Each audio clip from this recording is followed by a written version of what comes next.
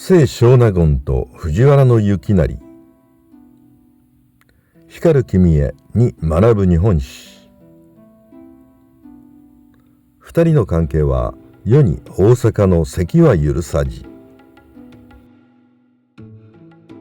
清少納言は小野東府らとともに三関の一人に数えられる能書家でもある藤原行成と恋仲となり、宮中の人々の噂となった。清少納言と藤原行成のその後を詳しく見ていこう。清少納言は宮中に上がって一条天皇の中宮貞子の女房となったが、一条天皇の担当となったのが藤原行成であった。藤原行成は摂政藤原惟忠の孫であったが、兼家が兄惟忠の死後権力を一手に握ったために行成の家は没落した。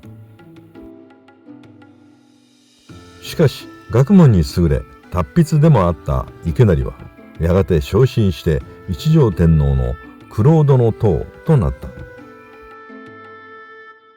そして行成は貞子の女房となっていた清少納言と親しくなっている。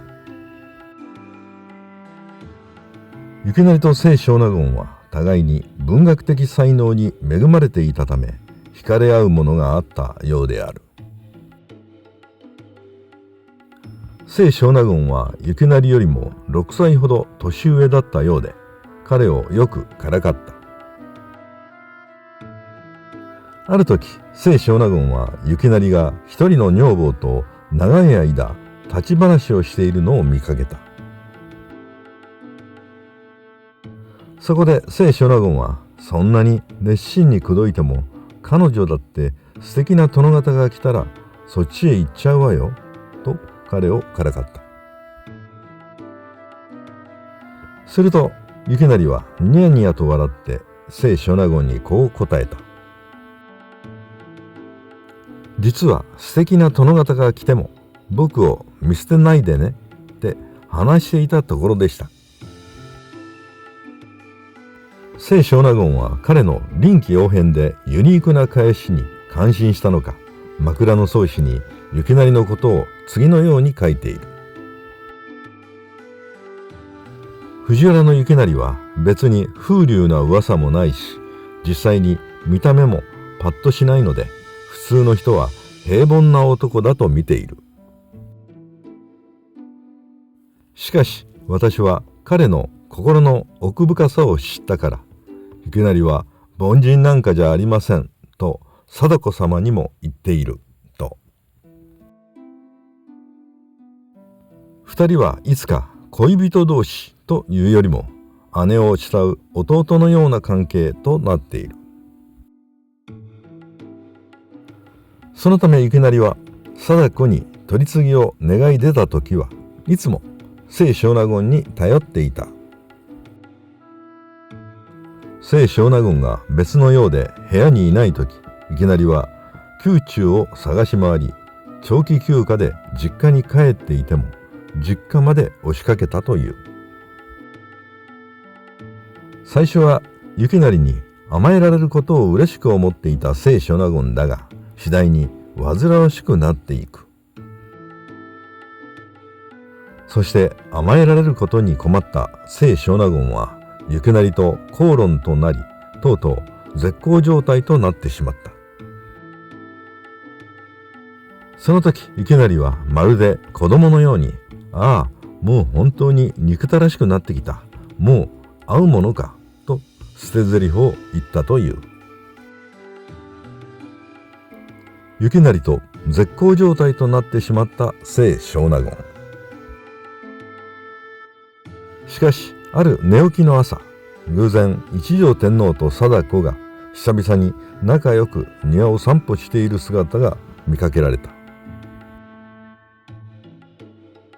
それを眺めていた清少納言はふと御簾の隙間から行成がこちらを覗いているのを見つけるのである。平安時代に男女はかなり仲が良くない限り直接に顔を合わせることは基本的になかった。そのため今まではいきなりと清少納言のやり取りは見過ごしに行われていたのである。この時いきなりは初めて清少納言の顔を間近で見たことになる。何をしてるのと驚く清少納言にいきなりはこう答えた。女性というものは寝起きの顔がとても良いというので覗こうと思って来ていた。一条天皇たちがいらっしゃる前からいたのですが気づきませんでしたかと真顔で答えた。なぜか清少納言はいきなりのこの時の答えが気に入ったのか仲直りした。そしてそれ以来ミスをくぐって中に体を差し入れておしゃべりする仲になっている。文学的才能があり頭の良い人同士の仲は常人には分かりにくいようである。またある時いきなりは清少納言に私は目が縦についていても鼻が横についていても声がきれいな人が好きだと言った。我々常人には褒め言葉とは思えないがこれを聞いた清少納言はとても喜んでいる。我々の感覚からすればお世辞とは思えないが清少納言は大変気を良くしている。仲直りした二人はやがていきなりが夜に清少納言のもとを訪れ夜更けまで話し込んでしまう。その時の二人のやりとりの歌が百人一首に残されている。世を込めて鳥の空音に計るとも世に大阪の関は許さじ。清少納言がいきなりの鶏の声にせき立てられて帰ってしまって残念だったという頼りに返した歌である。中国の故事を引いたものでいくら鶏の鳴き声の真似をしても忍び合う大阪の関は許しませんという意味である。清少納言は行成だけではなく藤原忠信など多くの貴族たちとも噂となっている。わずか数年と清少納言の代理での生活は短かったが宮中生活を思いっきり満喫したようである。そんな清少納言の経験が枕草子には散りばめられているのだから